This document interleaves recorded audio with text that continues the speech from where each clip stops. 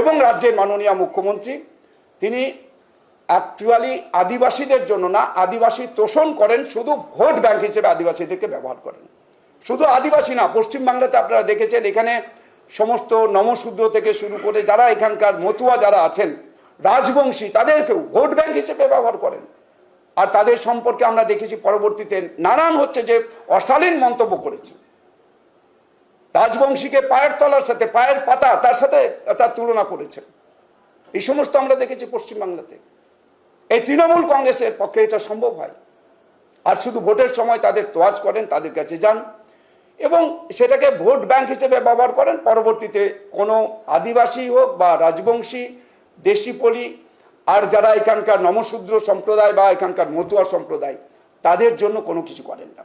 Actually তিনি এখানে শুধু নিজের স্বার্থ ছাড়া, চেয়ারকে টিকিয়ে রাখা ছাড়া অন্য কিছু করেন না। যেমন মুসলিমদের ব্যবহার করছে, মুসলিমদেরকেও ঠিক একইভাবে ভোট ব্যাংক হিসেবে ব্যবহার করছে। কোনো মুসলিমের উন্নয়ন হয়নি। পশ্চিমবাংলা থেকে সবচাইতে বেশি হচ্ছে মুসলিম থেকে শুরু করে সমস্ত সম্প্রদায়, আদিবাসী আমি যদি দেখি সবচাইতে বেশি হচ্ছে পরিযায়ী শ্রমিক আছে। আদিবাসীরা নিজের বাবা মা, তার স্ত্রী, কন্যা, ছেলে সব ছেড়ে দিয়ে তারা পরিযায়ী শ্রমিক বাইরে অন্য রাজ্যে চলে যাচ্ছেন কাজ করতে।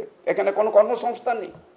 শিক্ষিত বেকার তারাও যাচ্ছেন, তাদের কর্মসংস্থানের জন্য বাইরে যেতে হচ্ছে। কোথায় উন্নয়ন হচ্ছে পশ্চিমবাংলায়? তাই আজকে আমরা এই ঘটনার আমরা ধিক্কার জানাচ্ছি, প্রতিবাদ জানাচ্ছি। রাস্তায় আজকে গতকাল থেকে শুরু হয়েছে আদিবাসীরা রাস্তায় নেমে প্রতিবাদ করছেন, ধিক্কার জানাচ্ছেন এই নির্লজ্জ মুখ্যমন্ত্রী মমতা ব্যানার্জির বিরুদ্ধে। সমস্ত আদিবাসী আজকে রাস্তায় নামিয়ে, আজকেও দেখবেন সব জায়গাতেই তার প্রতিবাদ আছে, ধিক্কার সভা আছে, সব জায়গাতেই করছেন।